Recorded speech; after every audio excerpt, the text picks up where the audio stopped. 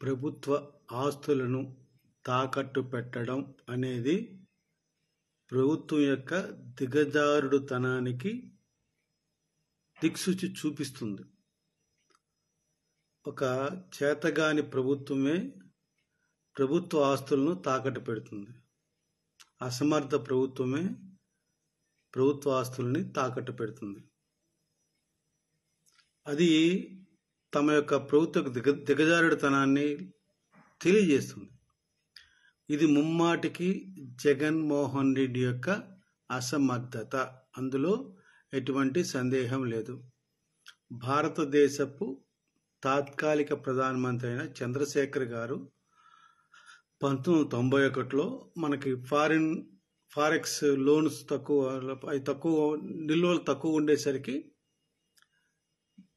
World bank దగ్గర బంగారాన్ని తాకట్టు పెట్టి ఫారెక్స్ రిజర్వ్స్ పెంచుకోవడానికి భారతదేశానికి అత్యవసరంగా అవసరం ఏర్పడి బంగారాన్ని తాకట్టు పెట్టిన తొలి ప్రధానమంత్రిగా ఆయన పేరుకెక్కాడు. అంతగా మళ్ళీ తర్వాత ఎవరు అలా వరల్డ్ బ్యాంకులో తాకట్టు పెట్టలేదండి. మన జగన్మోహన్ రెడ్డి ఆ స్థాయి కన్నా ఇంకెక్కువే చేశాడు అప్పులు. మరి ఎందుకు చేశాడో, ఎవరి కోసం చేశాడో అనేది ఎక్కడా లెక్క పక్క లేదండి. ప్రభుత్వం మారితే గాని ఆ లెక్కలు తెలియవు. ఆ యొక్క చంద్రశేఖర్ గారు చేసిన తప్పిదాన్ని సరిచేయడానికి పివి నరసింహారావు గారికి ఎకనామికల్ రిఫార్మ్స్ వచ్చి కష్టపడి పాపం ఆయన ఆ బంగారం డబ్బులు ఫారెక్స్ రిజర్వ్స్ నిల్వల డబ్బులు కట్టేసి ఆ బంగారం వెనక్కి తీసుకొచ్చారు. అది పివి నరసింహారావు గారికి ఒక గొప్పతనం. అంత కష్టపడాడు పివి నరసింహారావు గారు అండి. నేను చెప్తున్నా అంటే అటువంటి మహనీయులు ఇప్పుడు లేరు. దేశం కోసం కష్టపడే వాళ్ళు లేరు. కేవలం తమ స్వార్థం కోసం ఎవరిదైనా ఏ ఆస్తి అయినా తాకట్టు పెట్టేయడమే.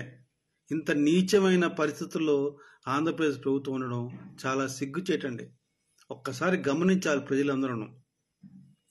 నిన్న చెప్తున్నాడు గుడ్డు మంత్రి, ఈయన ఐటీ శాఖ మంత్రి, గుడ్డు మంత్రి ఏం చెప్తున్నాడు? మేము పేద ప్రజలకి 2,50,00,000 రూపాయలు దాన ఇచ్చేసాము, వాళ్ళకి పంచామంటున్నాడు. మరి దగ్గర 10 కోట్ల అప్పు చేశారని చెప్పి లెక్కలు కనిపిస్తున్నాయి. మిగతా 9,00,000 కోట్లు డబ్బులు ఏమైపోయినాయి? గుడ్డు మంత్రి గారు చెప్పండి, ఏం చేశారు 9,00,000 కోట్లు? మీరు చెప్పలేరా? లెక్కలు రావా? ప్రభుత్వం మారితే అన్ని లెక్కలు బయటకు వస్తాయి. ఇది ఒకటే తెలుసుకోండి ప్రజలారా, ఇలా లక్షల కోట్లు దోచుకుంటున్న జగన్మోహన్ రెడ్డి ప్రభుత్వం మరలా మనకు కావాలా?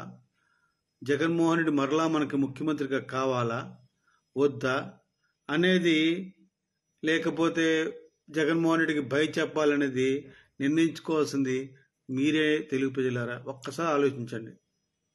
ఇన్ని లక్షల కోట్లు అప్పు చేసి అభివృద్ధి లేకుండా, ఆదాయం వనరులు పెంపొందించకుండా, అప్పు చేసి పప్పుకూడులాగా ఎన్ని రోజులు మనకి ఇట్లా నడుపుతారు? ఇప్పుడు 12,00,000 కోట్లు అప్పు ఉందటండి. ఎందుకు ఇంత అప్పు చేశాడు? గుడ్డు మంది చెప్పిన లెక్క ప్రకారం 2,50,00,000 ప్రజలకు ఇచ్చారు, బటన్ నొక్కి ఇచ్చాడు.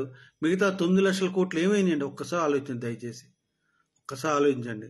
రేపొద్దున మన ప్రభుత్వం మారకపోతే ఈ జగన్మోహన్ రెడ్డి మళ్ళీ వస్తే ఈ ఆస్తులే కాదండి, మన ఆస్తులు కూడా తాకట్టు పెట్టే అవకాశం ఉంది. ఎందుకంటే ఆయన ఒక కొత్త చట్టం తెస్తున్నాడు. ఆ కొత్త చట్టం ప్రకారం మన ఆస్తులు మనవి కావు, ఒరిజినల్స్ ప్రభుత్వం దగ్గర ఉంటాయి. వాళ్ళు ఆ ప్రభుత్వం దగ్గర ఒరిజినల్స్ తోటి ఏమైనా చేసుకోవచ్చని ఈ యొక్క వీడియో ద్వారా మీ అందరికీ తెలియజేస్తున్నాను. ఒక్కసారి గమనించండి. ఇటువంటి ముఖ్యమంత్రి కావాలా వద్దా అనేది మీరు నిర్ణయించుకోండి. జై జనసేన, భారత్ మాతాకి జై, జై హింద్.